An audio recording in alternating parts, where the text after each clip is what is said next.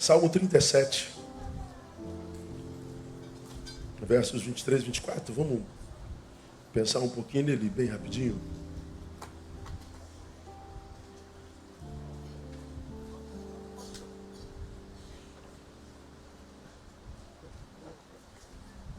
Liberdade, a desgraça do imaturo. A gente publicou esse tema nas redes ontem, à tarde. Aí, na minha fanpage deu mais de 10 mil visualizações em um tempinho assim, micro. E o tema causou algum espanto para muita gente. Liberdade, desgraça do imaturo, pastor, é exatamente o tema esse aí. Porque mais importante que a liberdade é a capacidade para vivê-la. Né? Mais importante que a liberdade, isso que a gente, pelo que a gente clama tanto, a gente fala tanto de liberdade, liberdade. A gente luta pelas liberdades, liberdades, igualdade, liberdade, liberdade, liberdade. E essa palavra liberdade por si só nos soa muito bem. Ela é saborosa. Ela vem no oposto de escravização, escravidão. Então, quando a gente pensa liberdade, ela mexe com a nossa entranha. E o cerceamento dela é como se o fluxo da vida tivesse impedido. E isso é natural, porque a Bíblia diz que para a liberdade, Cristo nos libertou. E esse texto, para a liberdade, Cristo libertou, ele soa estranho, porque ele deixa claro que é possível que nós sejamos libertos, não para a liberdade. Olha, no caso dos meus filhos, diria o Senhor, eu libertei vocês para a liberdade. Mas não useis da vossa liberdade para dar lugar à carne, ou seja, não useis da vossa liberdade para construir uma nova cadeia ou novas cadeias. Então, louve ao Senhor pela liberdade que tem, mas peça ao Senhor, sobretudo, para que te capacite para viver essa liberdade, sem que no uso equivocado dela você construa novas cadeias e a perca de novo. Então celebre a vida e a graça de ser livre, mas peça a Deus maturidade para que, de forma imatura, você não use a liberdade para construir um caminho de volta para ela, para que você, sendo livre, não seja livre para vivê-la plenamente. Então, mais importante que a liberdade é a maturidade. Já falamos algo parecido com isso aqui, quando a gente citou o filho pródigo. Você que já é daqui, lembra disso. Filho pródigo chega na idade de adolescente, maioridade, digamos aí uns 18 anos, e você e eu sabemos que com 18 anos a gente sabe tudo, não é verdade?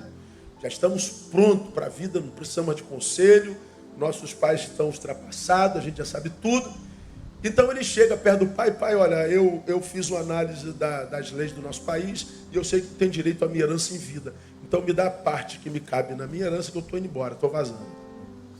O pai dá o dinheiro para o moleque e o moleque, que sabe tudo, diz o texto, foi viver a vida absolutamente. Com dinheiro na mão, qualquer um que senta na mesa consegue arrumar um monte de amigos. Consegue ou não consegue? Bota uma cerveja em cima e diz assim, estou pagando. Tu consegue fazer amizade ou não consegue? Consegue. Bota uma cerveja em cima e diga para a mulherada, estou pagando. Consegue mulher ou não consegue? Consegue. Você consegue mulher, consegue homem, consegue... Aleluia, diga glória a Deus. Oh, meu Deus do céu. Eu ia falar alguma besteira, o Senhor me pediu. Consegue homem, consegue mulher e plum. Como é que o Senhor cuida de nós, não é? Então, com dinheiro, a gente consegue o que quiser. Obrigado, meu querido. E ele com dinheiro na mão, cercado de amigos, as aspas bem grandes, mulheres. No início ele diz, estou arrebentando a boca do balão. É o que eu sempre sonhei. Quero saber de dar satisfação para coroa nenhuma. Quero saber de trabalhar para pai coisa nenhuma. Não quero saber de horário porcaria nenhuma. Eu sou livre para fazer o que eu quiser. Yeah! E ele está curtindo a balada da vida, a liberdade da ausência de responsabilidade, com dinheiro no bolso, cercado com os meus melhores amigos, as mulheres mais maravilhosas do mundo. Como a vida é boa, como a vida é maravilhosa. Eu fiquei 18 anos debaixo daquela opressão da família, do trabalho, de horário de almoçar, horário de jantar, tendo que trabalhar, suar pra caramba. Eu quero curtir minha vida. Que vida boa! Pois é, mas o dinheiro acabou. Quando acaba o dinheiro, o que acontece com essas amizades? Acaba também. E as mulheres? Vazam também. E agora ele descobre que o dinheiro compra homens e mulheres, mas não compra suas amizades, nem seu respeito, muito menos o seu amor. Ele se vê só. Ele começa a passar necessidade. Ele começa a procurar emprego naquela cidade e ninguém dá. Ele bate na casa de um fazendeiro, me dá um emprego aí. Eu falei, eu não tenho emprego para você, eu trabalho com porcos. Se você quiser cuidar dos porcos, não, eu cuido de porcos. E o que eu recebo? Você come com eles. Bom, para não morrer de fome, ele vai cuidar dos porcos e diz o texto que ele comia a comida dos porcos. Quando ele está vivendo literalmente a porcaria de vida, diz o texto, exatamente assim, caindo, porém, em si. Ele cai em si quando ele percebe que usou a liberdade para construir o chiqueiro da sua vida. Ele cai em si quando ele percebe que a liberdade sem maturidade transforma o sujeito no construtor do seu próprio chiqueiro. Ele se liberta da escravidão paterna, aspas, vai viver a sua liberdade, mas ele não tem maturidade para ela, e onde é que ele para? Numa porcaria de vida, literalmente. Lá na porcaria de vida, que ele descobre que viver liberdade sem maturidade é insanidade. Só lá na porcaria de vida, diz o texto, caindo porém em si, ou seja, eu quando pensei que estava pronto para a liberdade, eu estava fora de mim. Achar que eu posso viver uma liberdade de forma equilibrada e perene, sem maturidade, é a prova mais cabal de que eu estou incapacitado para a liberdade. O bom da história é que ele caiu em si. E lá no chiqueiro, ou seja, na dor, ele diz, puxa vida, cara, que besteira que eu fiz com a minha vida. Nesse exato momento, os empregados de meu pai estão na casinha deles, com as esposas deles, com os filhinhos deles, alimentados, dormindo numa caminha quente. E eu que sou o filho, estou aqui, a companhia dos porcos. O que eu fiz comigo? Bom, eu fiz mau uso da minha liberdade e vim para aqui. Aí ele diz, levantar-me-ei e voltarei a meu pai, direi, pai, pequei contra o Senhor perante o céu, eu já não sou digno de ser chamado de seu filho, e me trata como um dos seus empregados. Ele volta, e ele diz, pai, eu pequei contra o Senhor, eu não sou digno mais de ser chamado de seu filho. Como quem diz, eu amadureci, pai. Eu vi a besteira que eu fiz com a minha liberdade. Eu tentei vivê-la sem maturidade. Ou seja, a minha liberdade foi a minha maior desgraça. Porque eu era imaturo. Eu aprendi, pai, que mais importante que a liberdade é a maturidade. Porque só quando a liberdade é vivida com maturidade é que ela se transforma em bênção na nossa vida. Então, pai, me dá um emprego. Ou seja, eu quero ter patrão de novo. Eu quero ter horário de novo. Eu quero viver dentro da disciplina. Eu quero viver dentro da ética. Eu quero viver dentro da moral. Eu quero viver respeitando os meus limites. Porque eu sei que não dá para viver sem isso. O pai o recebe e a vida dele é reconfigurada. Por isso o tema, liberdade é a desgraça do imaturo. Daquele menino, daquela menina, que julgando-se maduro, quer tirar onda fumando um cigarrinho, fuma. Vicia nele e não consegue mais largar. Achando-se maduro, começa com cigarro de maconha. Depois não consegue mais largar. Não, eu largo a hora que eu quiser. Eu paro a hora que eu quiser. Eu abandono a hora que eu quiser. É o imaturo discutindo consigo mesmo. Porque um lado diz, isso mata. Você não precisa disso para viver. Você está usando isso para impressionar a outros. Esses outros que você quer impressionar não tem nada a ver com a sua vida. Eles nem reconhecem a sua existência. É mentira.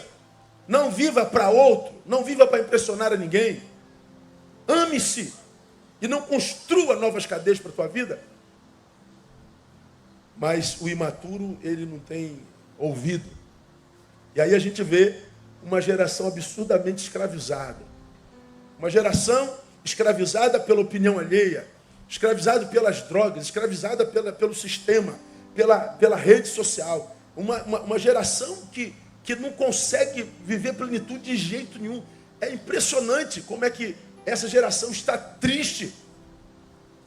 De onde que eu falo, irmão? Eu falo de alguém que está nisso há 30 anos e que não trabalha com esse ser da rede.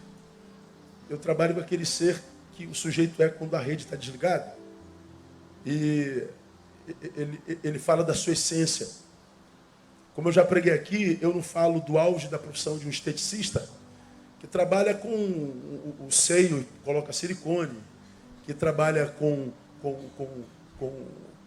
as rugas e coloca botox. Eu não trabalho como o cirurgião plástico que estica tudo e torna bonito de novo, nem sempre. Eu não trabalho com o lado exterior, eu trabalho com o interior. Eu trabalho com o lixo humano. Eu trabalho com o dejeto da alma. Ninguém entra no gabinete para dizer, pastor, olha como é que foi meu botox bonito na minha boca. Não dá. Ele chega lá e não toca no assunto botox, não toca no assunto prótese, não toca no assunto. Ele vai falar da sua angústia, da sua alma. E quando a gente que trabalha com gente, faz uma análise desse tempo, é absurdamente angustiante o que a gente ouve hoje, o que a gente vê, o homem fazendo consigo mesmo.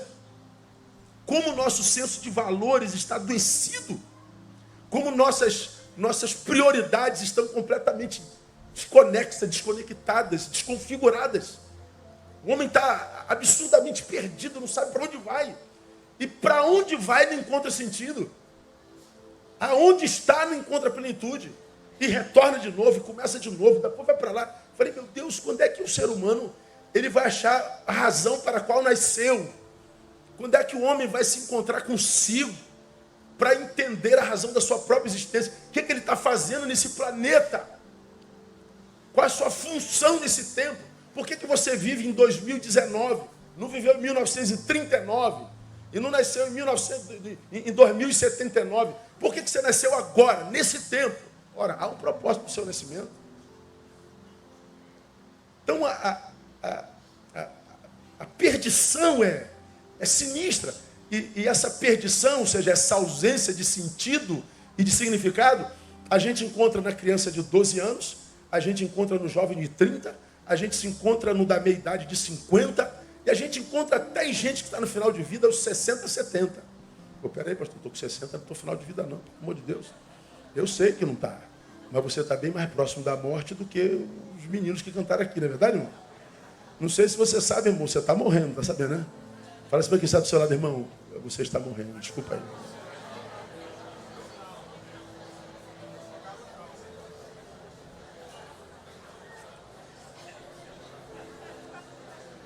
O que a gente pode fazer é escolher o que a gente faz enquanto a gente está morrendo. Viver é estar morrendo.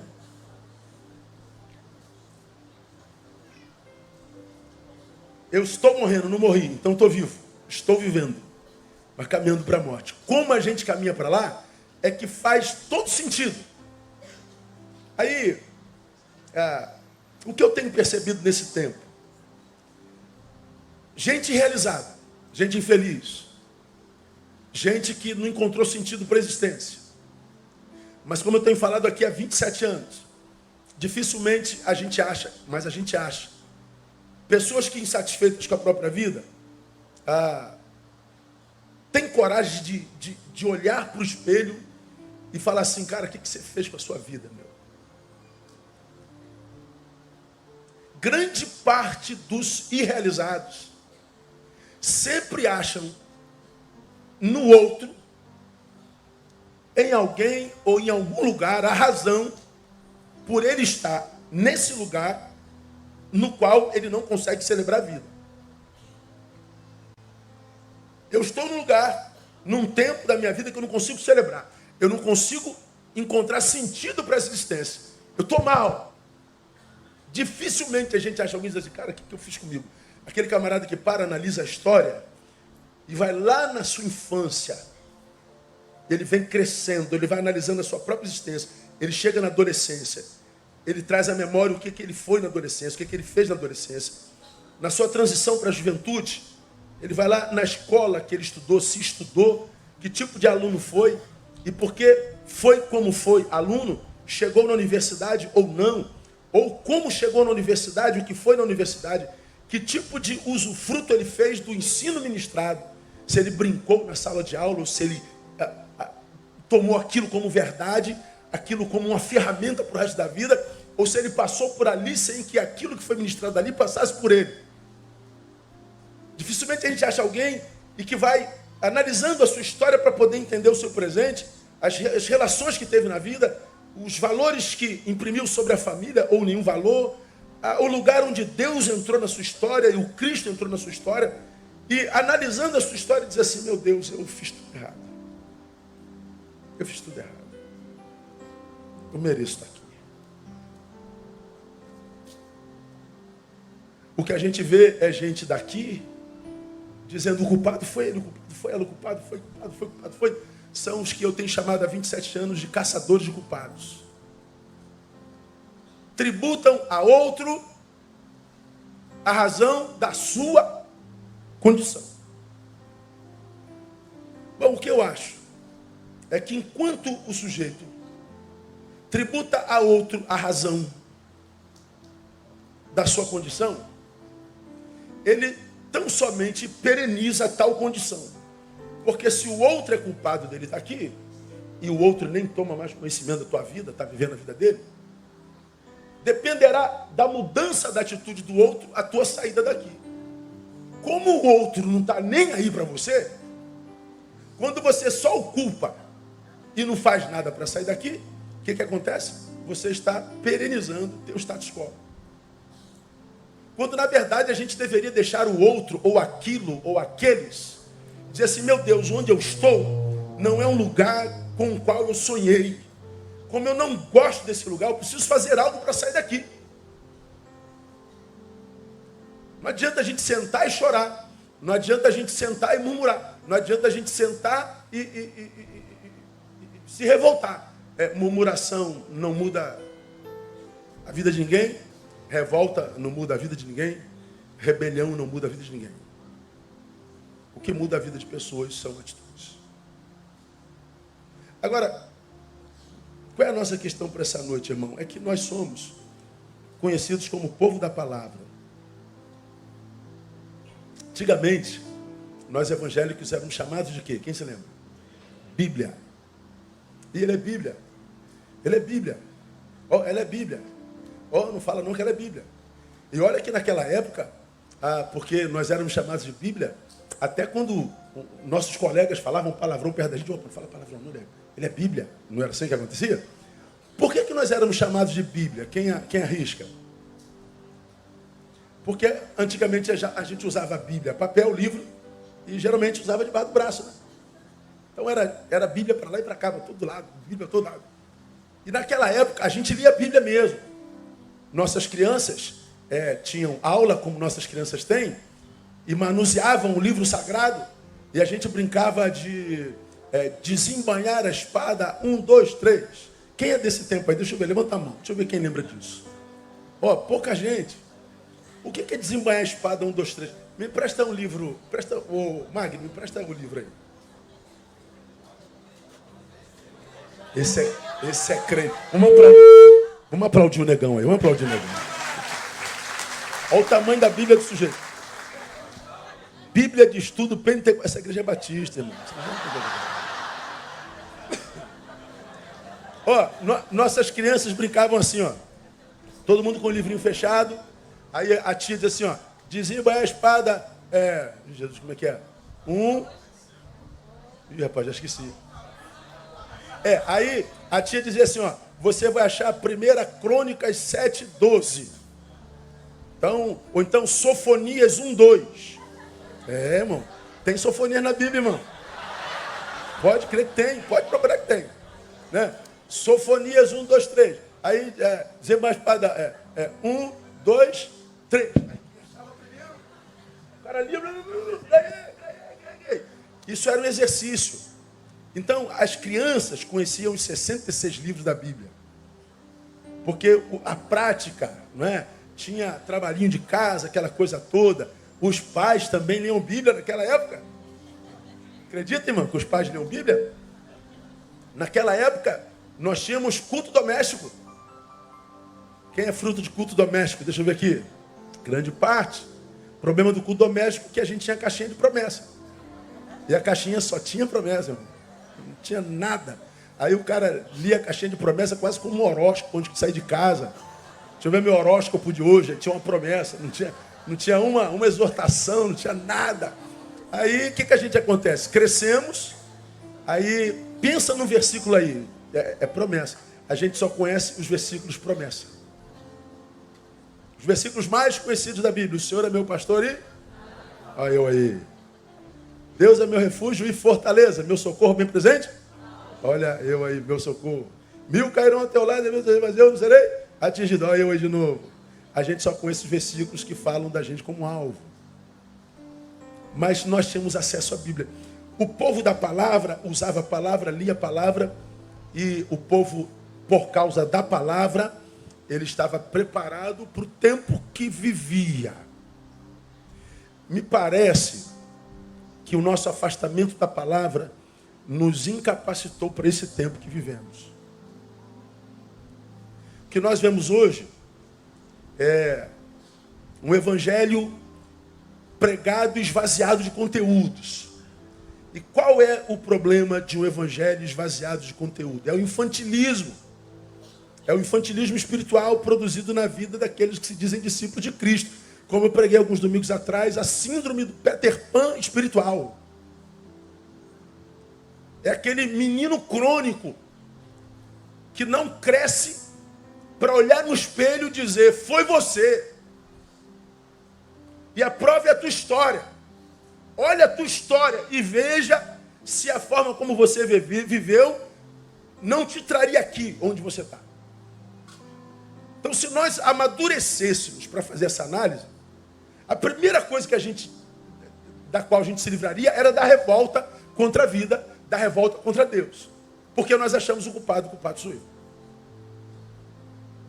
Mas o infantilismo crônico espiritual incapacita o sujeito para amadurecer e fazer uma análise honesta, isenta da própria vida. Então o que acontece? Ele vai perenizando o status quo. Ele vai cronificando a sua condição existencial infeliz e realizada, de modo que ele vai perdendo a esperança de mudar, porque ele está assim há muito tempo. Quanto mais tempo passa, estando na mesma situação, mais revoltado o sujeito fica.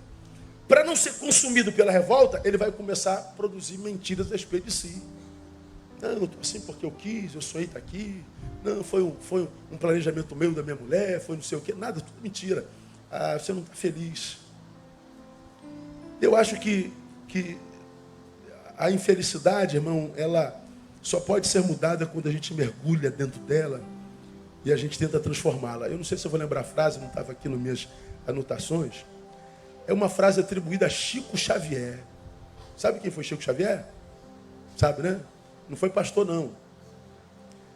Ele disse assim, eu não posso voltar ao passado a fim de mudar o meu presente. Mas eu posso mudar no presente a fim de mudar o meu futuro. Tem sentido ou não tem? Eu não posso voltar no passado a fim de mudar meu presente. Não tem jeito. O que eu estou vivendo acabou. Mas eu posso mudar no presente para mudar o meu futuro. E eu não mudo o futuro com revolta. Eu não mudo o futuro com mimimi. Eu não mudo o futuro achando culpados. Eu não mudo o futuro me rebelando contra o universo. Eu não mudo o futuro quebrando tudo pela frente. Eu estabeleço como repetição do meu presente angustiante. Então o que muda o futuro é postura no presente. Quando o evangelho que a gente ouve, lê, ele é esvaziado do seu conteúdo, ele não mata esse infantilismo que nos incapacita de mergulhar na realidade. A gente vive voando como Peter Pan. A gente vive inventando história para justificar a nossa miséria. E eu me angustio demais quando eu ouço alguém, principalmente jovem, que está diante de mim e diz, não, minha vida acabou, pastor, minha vida não tem mais jeito, minha vida mesmo. Meu Deus do céu, como que você pode fazer isso com você, menino? Como que você pode desistir da vida com tanta saúde? Como que você pode desistir da vida com um futuro tão grande diante de si? Como que você faz isso com você? Pois é, essa pessoa é o infantil.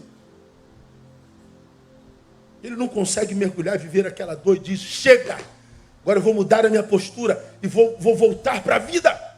Eu vou tomar a minha vida de volta. Vou tomar a rédea da minha existência.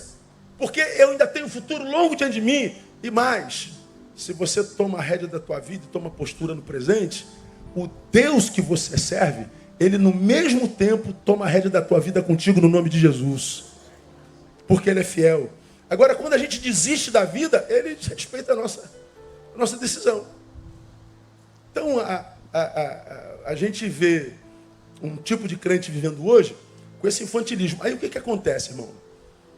A gente vê os que se dizem crentes com alguns temas para a vida que são, meu Deus, sinistros.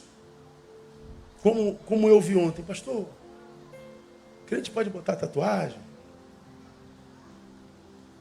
Eu falei, não sei, irmão. Ah, mas é que eu vi o Senhor num sermão dizendo que o Senhor escreveu no seu corpo o versículo de Paulo a Timóteo, cuida de ti mesmo. Eu falei, é verdade, irmão, está escrito aqui no meu peito, porque eu vejo no espelho todo dia que quem tem que cuidar de mim sou eu. Não é minha esposa, minha filha, não é minha igreja, não são as irmãs, não são... Quem cuida de mim sou eu. A vida é minha. Pois é. Então crente pode fazer tatuagem? Não sei, irmão. Ou eu não sou crente, ou o crente pode. Então o irmão decide aí. Outro pergunta, pastor, crente pode tomar vinho? Pastor, crente pode ir à praia? E se for à praia, pode ir de biquíni? Meu Deus do céu, Jesus amado. Pastor, crente pode casar com ímpio? Pastor, meu irmão, assim, umas perguntas, eu fico pensando, meu Deus, cara, quando é que essa gente vai crescer? Quando é que essa gente vai amadurecer? A gente fica preso em questiúnculas, que se a resposta for sim, se for não muda a vida de ninguém, que não abençoa ninguém, que nada. Esses dias estava lá um e-mail de uma irmã de outro estado, perguntando, pastor, estou pensando em botar um silicone no meu seio, queria que o senhor me desse uma palavra. Eu falei, que palavra que eu vou dar? O silicone da mulher, minha irmã. Cara, me dá uma raiva. Claro, não falo isso lá. Dá uma palavra. Alguém me disse que eu estou violentando meu corpo. Ah, vai te catar. Desculpa, irmão. Você deve estar me ouvindo aí. Mas eu não sei lá se vai botar silicone ou não, meu Deus do céu. O peito é seu. Cara, a gente tem tanto problema na vida, a gente se suicidando todo dia, cara. Você sabe o que é que você vê uma criança de 10 anos de idade com o seu braço cheio de queloide? Você sabe o que quer ver uma criança na mesma semana com uma cicatriz no corpo desse tamanho porque tentou se enforcar? Vai me perguntar se bota silicone? Que tipo de crente nossas igrejas estão formando? Além desse infantilismo, o evangelho esvaziado de conteúdo gera uma geração de crentes que eu chamo de magoáveis. Não é MacGyver. Porque se fosse MacGyver, como eu falei, era ótimo, porque o MacGyver não morre. Mas os magoáveis, de gente magoada, gente bolinha de sabão. Você não pode tocar, você não pode falar nada, porque magoa. Fiquei triste, vou embora, estou decepcionada, estou triste, eu vou. E eu digo, vai pro diabo que te carregue.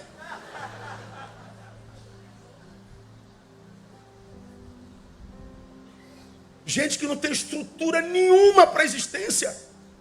Como que se a vida tivesse aí para a gente mesmo. Como que se o mundo tivesse aí para a gente. Irmão, escuta. Nós estamos sozinhos no mundo. O amigo é analgésico, como eu já falei aqui. As dores da existência acontecem nas entranhas. É lá dentro. E aquilo que desconfigura a existência, aquilo que nos tira o sabor da vida, são coisas tão profundas em nós que ninguém pode ajudar. Uma palavra vem bem, mas não resolve. Um chamego vem bem, mas não cura. Ter alguém do lado é muito importante, mas não resolve o problema. No fundo, nós estamos sozinhos. No final da noite, nossos amados estão dormindo. Nós estamos acordados no nosso quarto, vivendo a nossa angústia absolutamente só. Ou eu estou falando bobagem?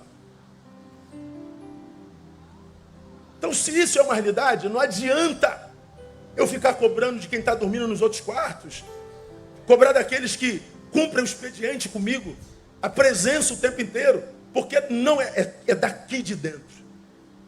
É de nós que a resposta tem que sair. É de mim que tem que vir a força para que eu possa voltar para a vida que eu tanto anseio e que para a qual tenho tentado voltar há tanto tempo e não consigo. É de dentro de você que tem que sair isso. Ou seja, esse evangelho esvaziado de conteúdo gera um tipo de gente que não consegue caminhar com as próprias pernas. Gera um tipo de gente que não banca a própria existência. Gente que envelhece, mas carrega um bebê dentro que não cresce nunca. Gente que não vira homem. E diz assim, se a vida é assim, eu tenho que me capacitar para ela. Eu não posso esperar que ela mude para que eu seja encaixado nela. Não, ela é assim, ela é dura, ela é solitária, ela é polarizada, ela é angustiante, ela é muitas vezes injusta. É isso que a vida é. Então eu tenho que me adaptar a ela. Adapte-se. Adapte-se. Essa é a palavra. Então, meu irmão, nessa noite, lendo esse texto que eu estou falando, eu queria mostrar para vocês como é que funciona na cabeça de Deus a vida. Quero desconfigurar algumas verdades que são sofisma na cabeça dos evangélicos. Sofisma é uma verdade que só é verdade porque ela não foi mastigada, ela não foi analisada com profundidade. Tem um monte de sofismas que a gente pode... Deus é brasileiro. Não é. Nunca foi.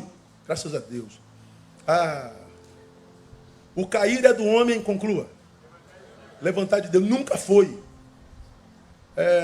O louvor liberta.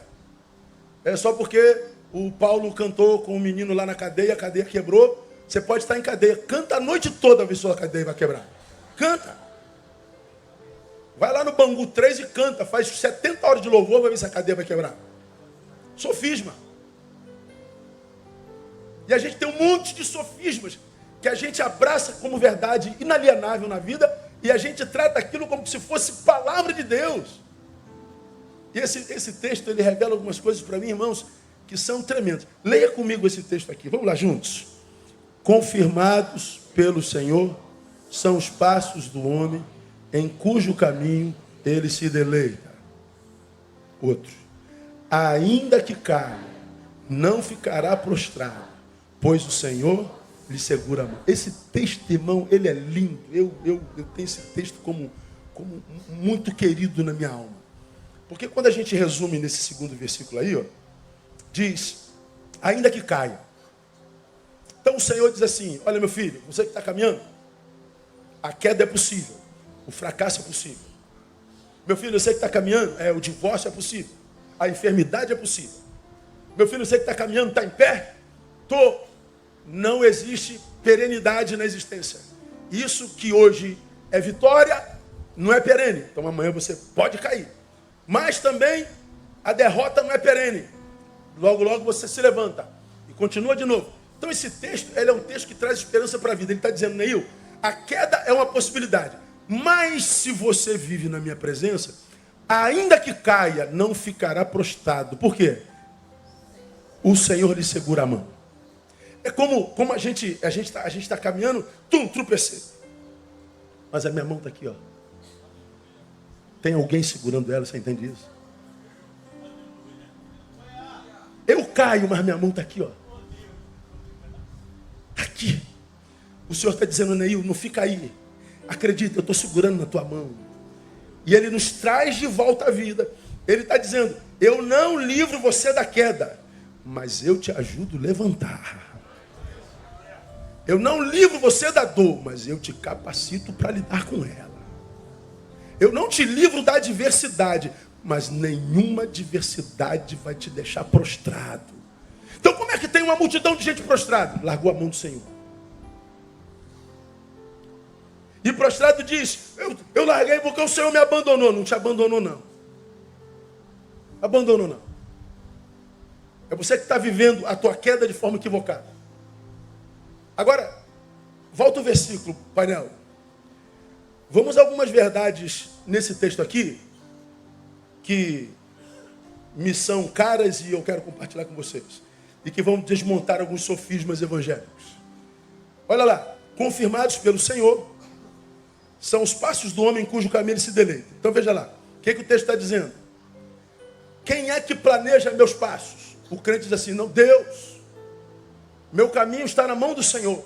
Deus, eu estou orando para saber qual a tua vontade para a minha vida. Eu estou orando, Deus, para saber qual caminho tu queres que eu trilhe. Eu estou orando, Deus, para que tu mostres o caminho. Aí o que acontece? Um monte de crente perdido, porque não sabe qual caminho trilhar, porque ele acredita que Deus vai fazer igual numa pista de avião noturna.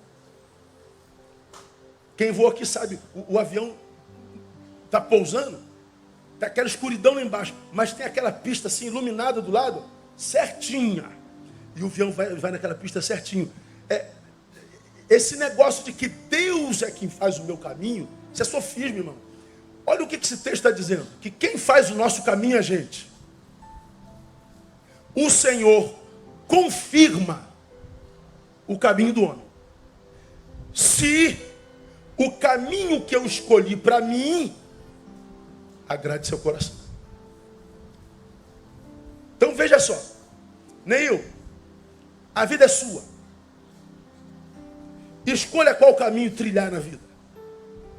Eu respeito a tua escolha. E dependendo da escolha que você faça, eu vou lá e confirmo. Mas quem faz o teu caminho é você. Então nós temos que parar com a meninice de achar que eu só vou sair daqui quando Deus iluminar o caminho com uma pista de avião. Eu só vou sair daqui quando Deus me der a lanterna. Irmãos, não, quem faz o meu caminho sou eu. Quem faz o teu caminho é você. De modo que se eu me perdi, se o Senhor não confirmou o meu caminho, é possível que o caminho que eu escolhi não foi um caminho que Ele pôde confirmar. Mas quem faz o meu caminho sou eu. Por que o Senhor permite que eu e você façamos o nosso caminho? Que nós escolhamos o que a gente vai fazer com a nossa vida? Por algumas razões. Primeiro, Deus respeita a liberdade que nos deu. Um Deus que liberta. E depois diz o que eu preciso fazer, aonde ir, me trata como um escravo, não me libertou, ele só trocou minha cadeia. Há um versículo na Bíblia que nós todos sabemos de cor. Conhecereis a verdade e a verdade vos libertará. E tem um outro que é complemento. Se, pois, o Filho vos libertar, verdadeiramente sereis livres. Verdadeiramente livres. Liberdade verdadeira. Então existe uma liberdade falsa. Como Deus nos deu uma liberdade verdadeira, Ele diz, Neil, eu te libertei, mas te libertei de verdade. De modo que você pode ir e fazer o que quiser. Você é verdadeiramente livre. Mas, Neil, bota na tua cabeça. O que você faz com a sua liberdade me introduz no seu caminho, ou o que você faz com a liberdade me põe para fora do teu caminho. Então, mais importante que a liberdade é a maturidade para vivê-la. Olha o filho pródigo aí. Por quê? Ele respeita a liberdade que ele nos deu. Alguns imaginam equivocadamente que nele nós só trocamos de cadeia. Eu era do mundo, eu era daquela religião, eu era das trevas, eu era do mal, eu matava, eu roubava, e agora eu sou de Deus. Aí você vê aquele crentezinho, todo performático, quadrado, literalmente e aparentemente infeliz, de onde você não vê rios de água viva brotando, virou um religioso mórbido, antissocial, anti-intelectual, antirrelacional, antipático, com uma fé muito mais repelente do que atraente. E aí as pessoas olham para ele e falam assim, meu Deus do céu, eu não quero ser crente jamais para ser assim. para ficar desse jeito aí. Eu nunca que eu usaria isso, eu nunca que falaria isso, eu nunca que trataria alguém assim. O cara que vive jogando todo mundo no inferno, virou um acusador, virou um apontador de dedo, um cara amargo, um cara infeliz. Aí a gente pergunta, meu Deus, o cara quando era do mundo era desse jeito. Aí ele vai para Jesus, fica desse jeito, ele só trocou de cadeia. Não, não é o que Deus faz. Quando Deus liberta, Ele liberta de verdade. E você já aprendeu aqui. A liberdade é tão profunda que Ele nos liberta até de quem? Do libertador.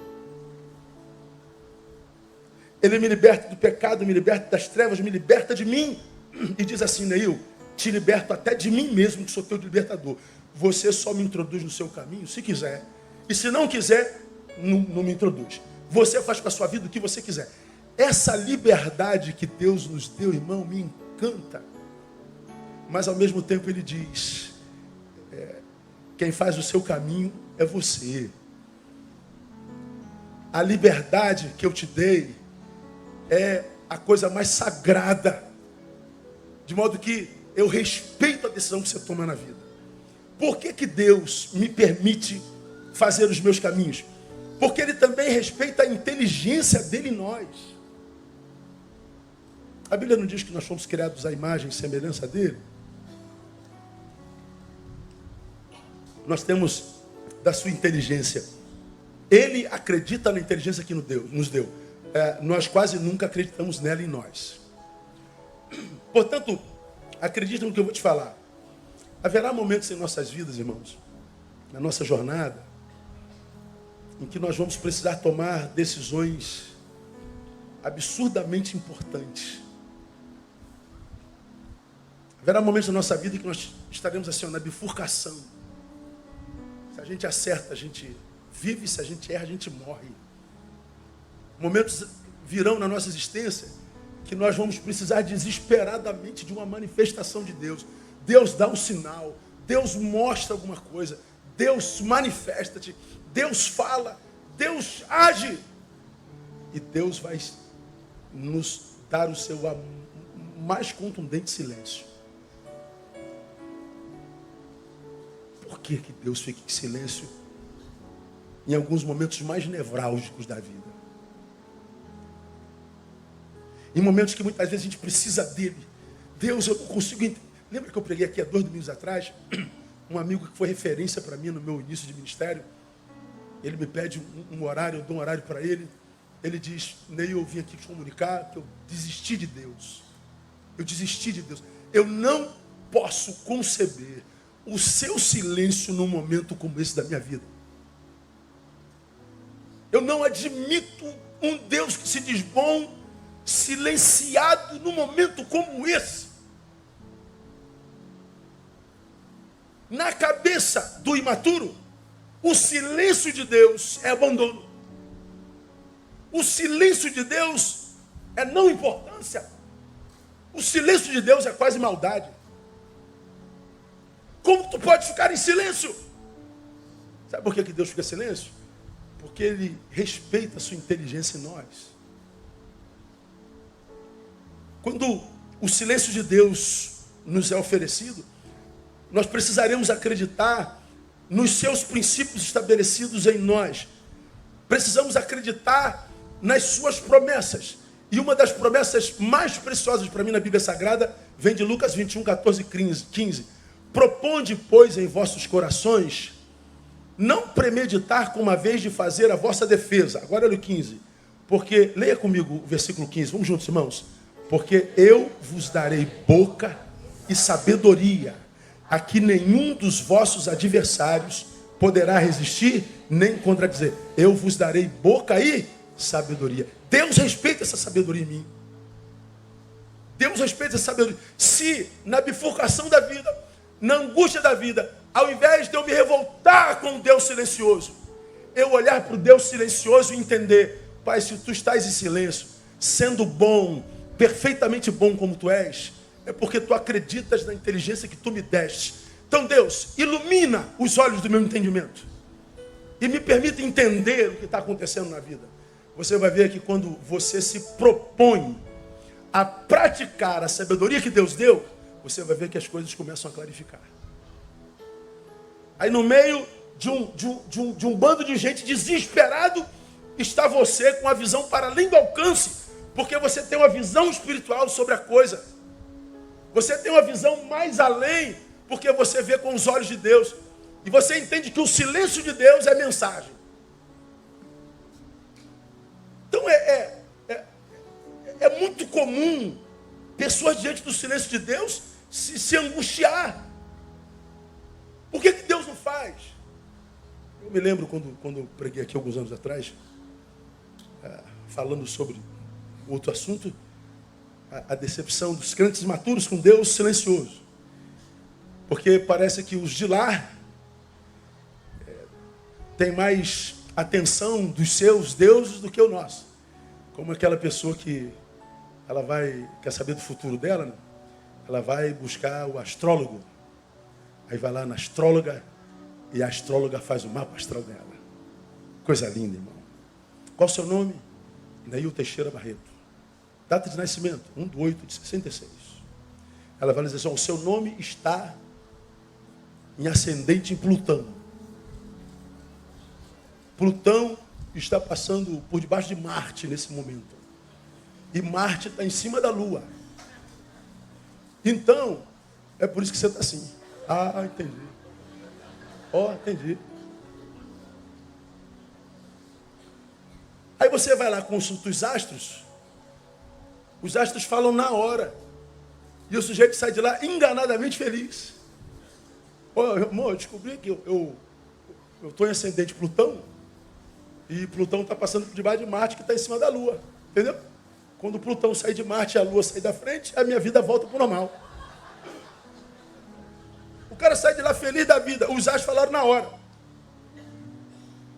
Ele vai lá na cartomante. Aí a cartomante data, nome, vai puxar as cartas. Vai virando as cartas. Ó, tá vendo aqui, essa carta aqui? Esse coringa aqui, sabe o que significa, irmão? Esse coringa aqui, ó, do lado desse 9, ó, esse aqui é quanto diabo. É por isso você está assim, pô.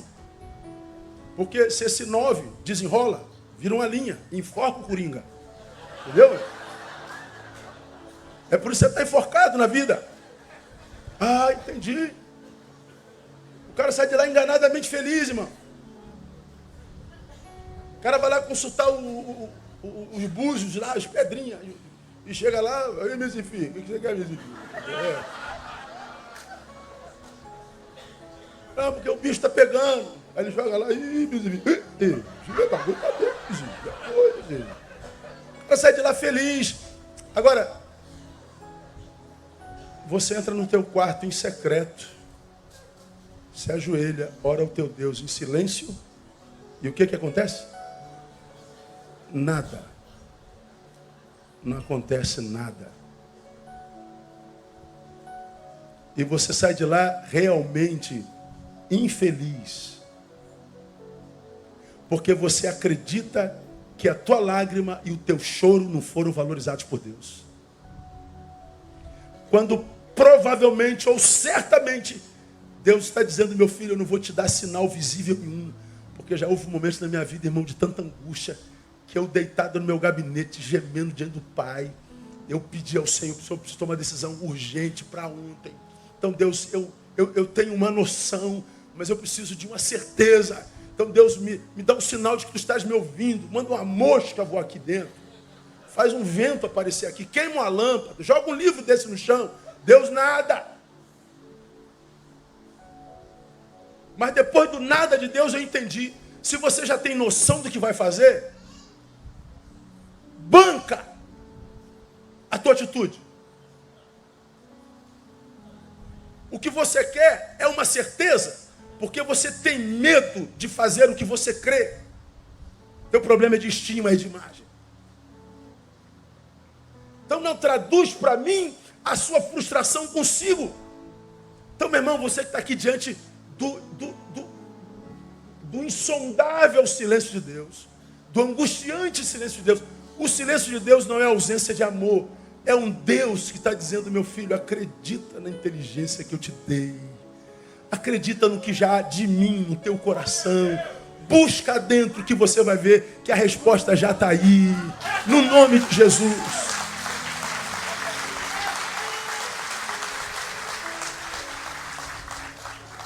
Já está aqui, irmão. Diga, já está aqui. Diga para quem está do seu irmão, já está aí. Aleluia. Aleluia. Deus respeita a inteligência dele em nós. Por isso que ele diz, Neil, então quem faz o seu caminho é você. O que está no teu coração? Pastor, eu quero saber qual a vontade de Deus. A vontade de Deus é que você ande em santidade, que a tua vida seja uma vida solidária, que o caminho que você traz para você não seja um caminho onde você use pessoas, mas onde você sirva pessoas. É um caminho onde, trilhando, Deus possa trilhar com você e o nome dele seja glorificado. Se não tivesse no teu caminho, você vai entrar nisso, imaginando que é caminho de Deus, você já sabe que não é. Portanto, se de um lado o texto diz, quem planeja meus passos sou eu, por outro lado, dependendo desse planejamento, Deus anda comigo ou não. Pô, pastor, por que Deus não me abençoa? Por que Deus não vem comigo? Por que Deus não faz? Por que Deus não faz? De repente, o caminho que você escolheu para você, Deus não pode autenticar.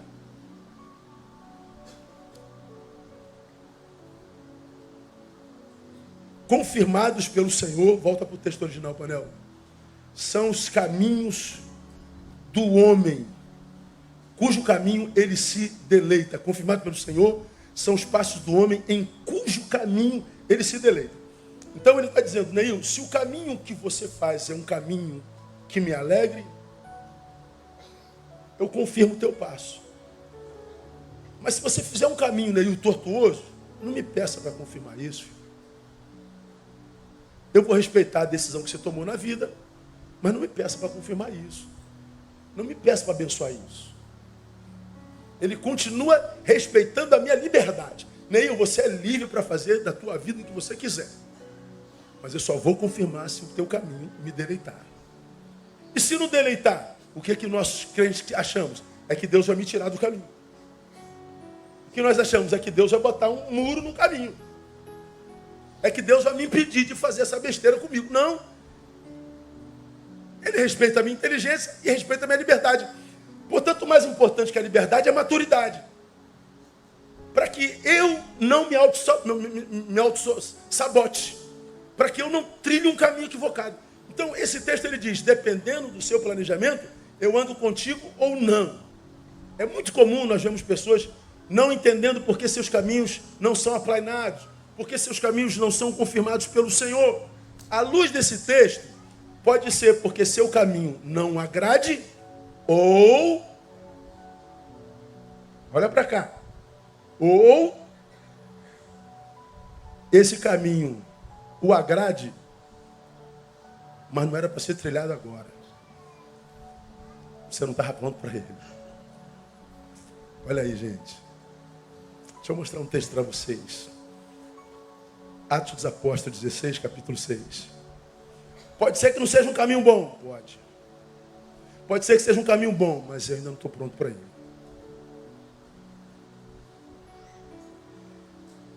Olha Paulo falando em Atos dos Apóstolos. Atravessaram a região frígio-gálata. Ele estava anunciando o evangelho na Ásia. Atravessaram a região frígio-gálata, tendo sido impedidos pelo Espírito Santo de anunciar a palavra na Ásia. Pense. Neil está saindo de Realengo para anunciar a palavra de Deus em Bangu. Pum! Meu caminho foi fracassado. Ora, se eu estava indo pregar a palavra em Bangu e o meu caminho Deus me abençoou, se eu estou indo pregar a palavra, o que a gente imaginaria? Quem foi que interceptou meu caminho? Foi o diabo. Porque o caminho de quem vai pregar a palavra é caminho bom ou caminho ruim? Bom. Paulo estava indo para a região frígio-gálata, pregar a palavra. Quem foi que impediu a Paulo? Foi o diabo ou foi o Espírito Santo? Foi o Espírito Santo. E aí? 7. Tendo chegado diante da Mísia, tentavam ir para a Bitínia. Olha lá o texto. Mas o Espírito de Jesus o impediu. Vamos para Bangu. Opa, o Espírito Santo impediu. Então não é Bangu, vamos para Madureira. Não, também pediu. E agora?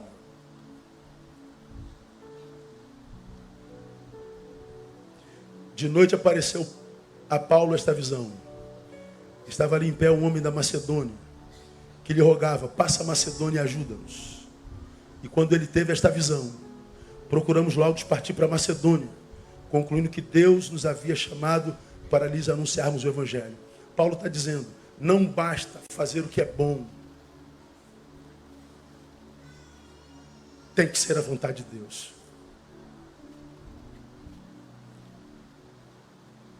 Há um ditadozinho popular que diz assim: de boas intenções, quem conclui para mim?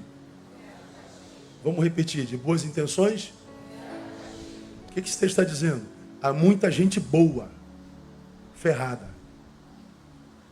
Há muita gente boa no inferno. O que esse texto está dizendo? Fazer o bem não adianta. Não seja bobo de continuar fazendo o bem. Não, adianta sim. Só que mais do que fazer o bem, é entender o seguinte: é para agora isso na minha vida? É o momento? É para esse tempo? Você tem certeza que você está pronto para entrar nesse negócio? Você tem certeza que essa coisa boa que você vai fazer com ele, com ela, é para agora? Você não acha que precisa esperar um pouquinho mais para fazer isso que é certo? Você não acha que precisa amadurecer um pouquinho mais essa ideia? Você não acha que precisa pensar, mastigar um pouquinho mais para que essa decisão seja no tempo de Deus? Pois é. Ou nós trilhamos caminhos errados e pomos Deus para fora da nossa vida, ou nós trilhamos caminhos bons fora do tempo. É como a lagartinha. Chega o tempo dela de viver a metamorfose. Sobe, pendura. E aquela casquinha é criada em volta dela, né? Crisálida. Aí você olha para aquela crisálida, ele está lá, a lagartazinha ali presa, aprisionada. Crisálida é a mesma raiz da palavra crise. A lagarta entra em crise, na crisálida. E você fica com pena da lagarta, diz assim: tadinha, ela está escravizada, ela está no tempo de dor, de angústia, impedida de ir e vir. Aí você pega uma giletezinha e rasga a crisálida e tira a lagarta de lá. Você livrou a lagarta da dor? Livrou. Porque você livrou a lagarta da dor, você impediu o seu voo. Ela precisava viver aquela crise. Ela precisava daquele lugar. Ela não deveria ter sido tirada dali. Ela saiu antes do tempo. Foi precipitação. Não era para aquele momento. Então a maturidade me diz: sim, casar é projeto de Deus. Mas eu estou pronta para casamento?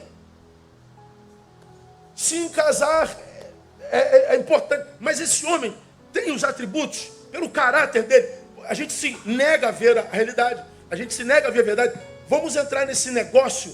Vamos fazer esse negócio com a nossa empresa? Vamos. Mas, de acordo com o mercado, está na hora. Vamos mudar de cidade. Vamos mudar de igreja. Vamos mudar de profissão. Vamos mudar não sei de quê. Que bom. Mudança é bom. Mas é para agora? Não. Às vezes não é. A nossa ansiedade atropela a vontade de Deus. A nossa ansiedade sabota a nossa razão. A nossa ansiedade, a nossa impaciência faz com que a gente trilhe caminho e a gente põe Deus para fora dele e a gente chega lá na frente e diz assim: Deus, como é que tu permitiste? Eu não permiti nada, meu filho. Eu só respeitei a tua decisão. O que o crente chama de abandono, Deus chama de respeito. E esse respeito de Deus para comigo, irmão, é fascinante demais. Um Deus que não me trata como fantoche. Um Deus que diz: Neil, eu acredito na inteligência que eu te dei. Eu acredito na liberdade que eu te dei. Eu respeito a decisão que você toma na tua vida. Mas, meu filho, sobretudo, amadureça. Não seja refém das tuas emoções. Não seja refém das tuas atitudes. Não seja refém da tua ansiedade. Ele diz que ele autentica o caminho que no qual ele se deleita. O que significa também, irmão? Primeiro, que Deus não negocia a sua soberania. Isso é, ele não negocia o seu caráter, ele não negocia seus princípios, ele não viola seus princípios. Quando ele diz que é o caminho que ele se deleita, significa dizer que se meu caminho o agrada, ele vem. Se não, ele é livre para não vir.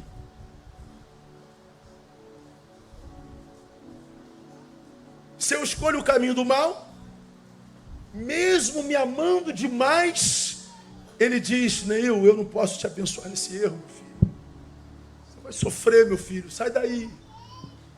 Meu filho, olha o Espírito trabalhando na tua consciência, meu filho, está errado. Esse lugar não é teu. E a gente quebra a cara. Por que Deus permitiu? Porque Deus respeita a nossa liberdade. Significa dizer, portanto, que liberdade é uma via de mão dupla. Se de um lado ele não nos obriga a segui-lo, ele me liberta e diz, só me segue o que quiser, ele também não se vê obrigado a me seguir se o caminho que eu tracei para mim é um caminho no qual eu ponho para fora. Ele não obriga que ninguém o siga, mas também não se vê obrigado a cumprir em mim promessa que não fez. Vira e mexe, a gente se encontra com alguns crentes que dizem assim, pastor, eu estou muito triste com Deus porque Deus me fez promessas que não cumpriu.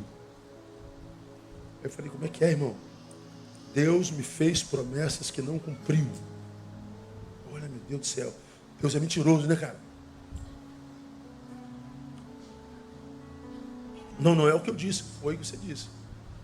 Quem promete e não cumpre é o quê? Mentiroso. Quem promete e não cumpre é mau caráter.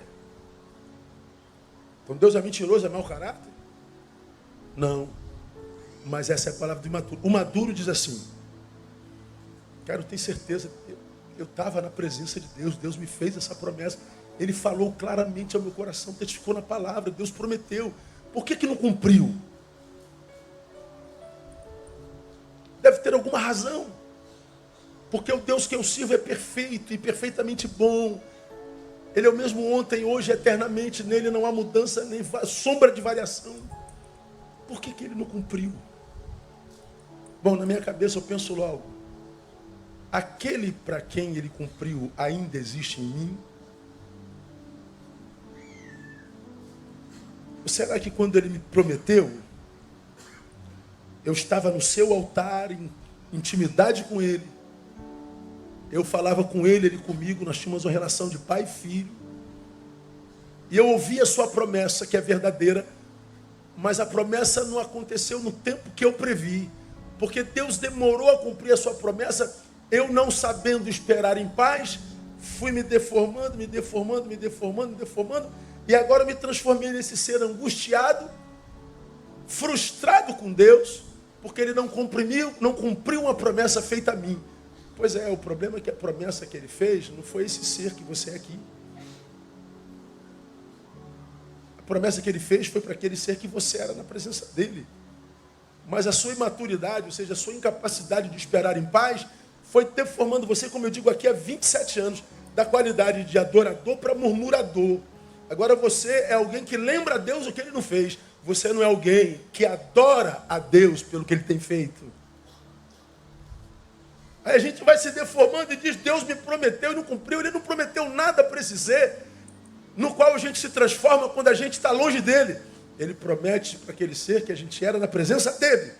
De modo que se eu volto a ser aquele na presença dele, os dons e as vocações são revogáveis. A promessa de Deus se cumpre. É um Deus que não pode mentir. Tudo que ele prometeu a você, meu irmão, continua de pé. Está à sua espera, esperando que você amadureça para tomar posse da sua promessa no nome de Jesus. Porque Deus, às vezes, nos faz promessas tão grandes que para que a gente tome posse, a gente precisa crescer primeiro. Ele promete para o menino, mas é para o tempo do menino homem. Maturidade. Essa maturidade é mais importante do que a liberdade. Eu termino minha palavra. Primeiro, quem faz meu caminho sou eu. Dependendo desse planejamento, Deus anda comigo no caminho ou não. Terceiro, para quem tem Deus no caminho, o resultado já não é mais uma preocupação, como eu já falei aqui. Ainda que caia, não ficará prostrado. Você está andando na vida, irmão, você está vendo queda por tudo que é lado, você está vendo o mundo sendo desconstruído diante dos nossos olhos. Meu Deus, o que está acontecendo com a sociedade? Meu Deus, o que está acontecendo com o mundo? Meu Deus, o que está acontecendo com o Rio de Janeiro? Meu Deus, o que está acontecendo no Brasil? Cara, que desespero. Fica tranquilo. Toca o barco. Segue a tua vida. Porque se alguma sequela disso te derrubar, a mão do Senhor te sustém. Ele diz: eu te seguro a mão, meu filho. Não se preocupe com o resultado. A tua vida vai chegar ao seu propósito, no nome de Jesus. Se eu creio nisso, algumas realidades me acompanham. Primeiro, a ansiedade é vencida. Será que eu chego lá? Meu Deus do céu, mas é tanta luta, tanta dificuldade. Senhor, é tanto inimigo, é tanta inveja, é tanta mentira, é tanta polarização. Meu Deus, é tanta violência. Meu Deus. Filho, vai. Não faça como aqueles que não me conhecem, que por medo de morrer, abrem mão de viver. Com medo do que vê no caminho, abre mão do caminho. E o Senhor está dizendo: meu filho, o caminho é feito para ser trilhado, então vai viver a sua vida. Mas, Senhor, se você cair, eu te seguro a mão. É a gente ensinando o nosso filho a andar de bicicleta. Vai, meu filho, o papai está segurando. Ó, está segurando aí, né, pai? Tô. Papai está sem rodinha. Vai, filho, papai está segurando. Aí ele vai pedalando, você está aqui, ó. Oh, tá vendo? Vai. Chega uma hora que você larga assim um pouquinho, ele está andando pensando que o papai está segurando. Não, o papai está confiando na possibilidade do seu filho. O papai está confiando na capacidade do seu filho. Aí quando ele olha para trás, você pega aqui, ó, o papai está aqui, fica tranquilo, meu filho.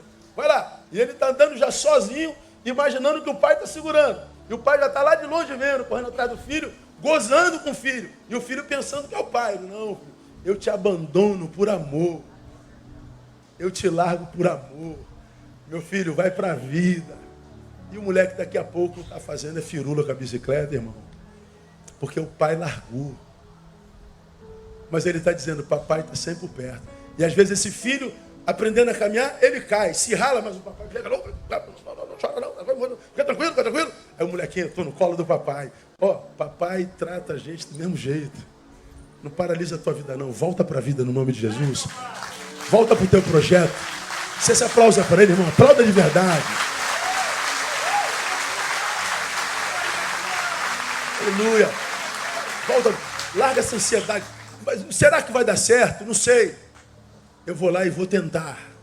Porque eu sei que se eu fracassar, ele vai me segurar a mão. Aleluia. O que nos tira a paz do caminho é não saber se este é o caminho, não é? Pois é, acredita na inteligência que ele te deu. E quando assim é, a pergunta é: será que vai dar certo? É ansiedade. Larga a mão disso. Tem sonho? Corre atrás do teu sonho. Corre atrás do teu projeto. Corre atrás da sua vida. A ansiedade, ela arrefece o poder da paz em nós, como diz 3,15 de Colossenses. Desconfigura o valor do hoje. Preguei sobre isso há 3 domingos atrás. Tudo que nós temos é o agora. A ansiedade me leva lá para frente como preocupação. E eu não vivo esse agora. E eu não vou vivendo os agoras que tenho. Quando eu chego lá na frente, eu tenho que administrar o nada. E administrar o nada é absurdamente angustiante. Então, não tenha, por medo de morrer, medo de viver. Viva. Corra o risco. Viver é administrar dores, é correr vivo, é correr risco. Mas a gente corre na presença de Deus. Então, eu gosto desse texto. Ainda que caia, o Senhor lhe segura a mão. Ou seja, para Deus não interessa o caminho ou o resultado do caminho. Ele quer segurar na nossa mão. Agora, ele só segura a mão de gente que trilha caminho que o agrade. Então, a minha oração para nós nessa noite: Pai, a gente não quer nem saber o caminho, sabe? A gente quer maturidade. Para do alto da nossa maturidade, a gente enxergue várias possibilidades. E do alto da nossa maturidade, a gente tem a capacidade de tomar a decisão certa. Porque, meu irmão, se você está em Cristo, você está no caminho. Ele diz, eu sou o caminho, eu sou a verdade, eu sou a vida. Então, quem se encontra com Jesus achou um caminho. Se você achou o caminho, a tua vida não vai ser paralisada de jeito nenhum. Agora, no caminho, você precisa de maturidade para trilhar o teu. E quando você trilha o teu na presença dele, fique tranquilo. Ele vai te dar vitória no nome de Jesus. Aplauda ele. Vamos orar. Tem como cantar? Se as águas do mar da vida quiserem te afogar, segura na mão de Deus e vai. Se as tristezas desta vida quiserem te sufocar, segura na mão de Deus e vai. Estenda a sua mão e diga assim, ó. Segura na mão de Deus, segura na mão de Deus. Pois ela te sustentará. Não temas, segue adiante e não olhes para trás. Mas segura na mão de Deus. Bota a estrofe, Daniel. Se a jornada é pesada e se estranha a caminhada, segura na mão de Deus e vai. Orando, jejuando, confiando e confessando, segura na mão de Deus e vai. Segura aí! Segura na mão de Deus, segura na mão de Deus, pois ela te sustentará. Não temas, segue adiante e não olhes para trás, mas segura na mão de Deus e vai. É isso. O Espírito do Senhor sempre te revestirá. Segura na mão de Deus e vai.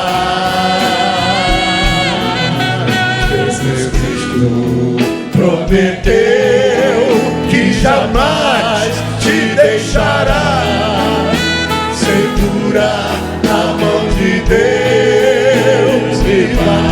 Olha a história do pulmão agora, grita. Segura na mão de Deus, segura na mão de Deus, pois ela te sustentará. Não temas, segue adiante e não olhes para trás. Segura na mão de Deus e vai. O Espírito do Senhor sempre te revestirá. Segura na mão de Deus e vai. Jesus Cristo prometeu que jamais te deixará. Segura na mão de Deus e vai. Segura na mão de Deus, segura na mão de Deus, pois ela te sustentará. Não temas, segue adiante e não olhes para trás.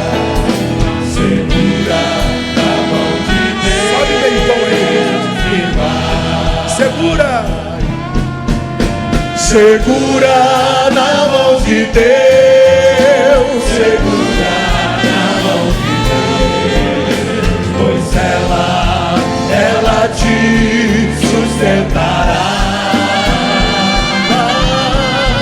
Não temas, segue adiante e não olhes para trás, mas segura na mão de Deus. Dê o melhor aplauso a Ele. Aleluia. Aleluia.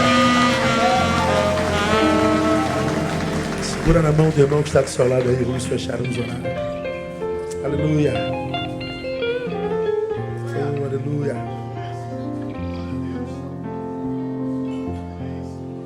Vamos orar, Pai.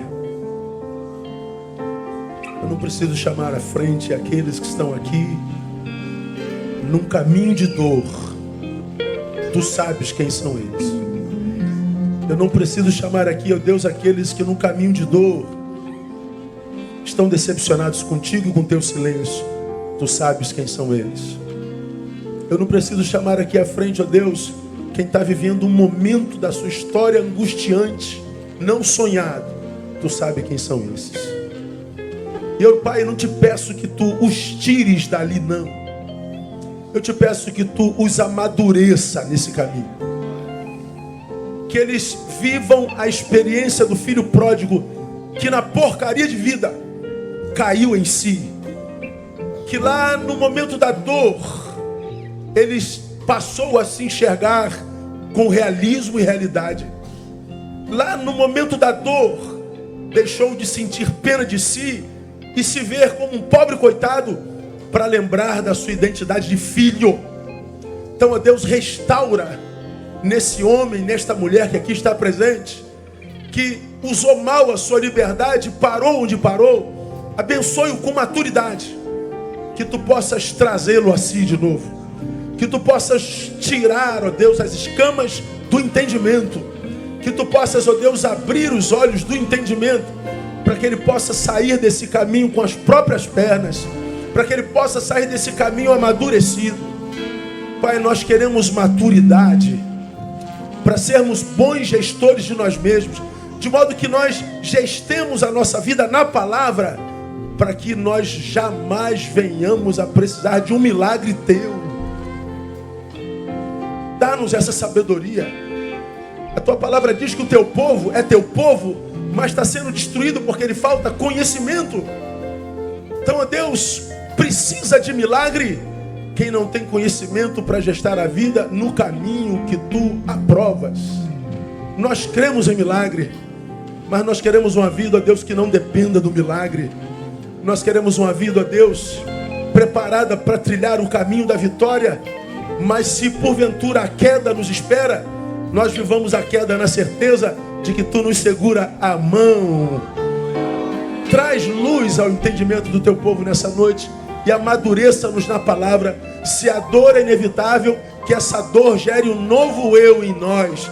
Que essa dor, ó Deus, nos ajude a suplantar a passionalidade do menino. Que nós vejamos e decidamos como sair do lugar da dor com maturidade e racionalidade do adulto. Livra-nos da síndrome de Peter Pan. Livre-nos do infantilismo crônico. Nós queremos dizer como Paulo: quando eu era menino, eu pensava, agia, sentia como menino, mas quando eu cheguei a ser homem, eu acabei com as coisas do menino. Ajuda-nos a viver essa maturidade em ti, e nós te daremos glória. Que a graça bendita do Senhor, o amor de Deus que é Pai, e a comunhão do Santo Divino Espírito, sim, a bênção da Santíssima Trindade, repousem sobre a vida de cada filho teu aqui nesse lugar, também por igual com todos aqueles que no mundo nos acompanham através das redes. Que tu possas alcançá-los com a tua bênção, e que seja assim desde agora e para todo sempre. Amém e aleluia. Melhor aplauso a ele. Dá um abraço no teu irmão. Deus abençoe você. Boa semana. Até quarta-feira, pedindo paz.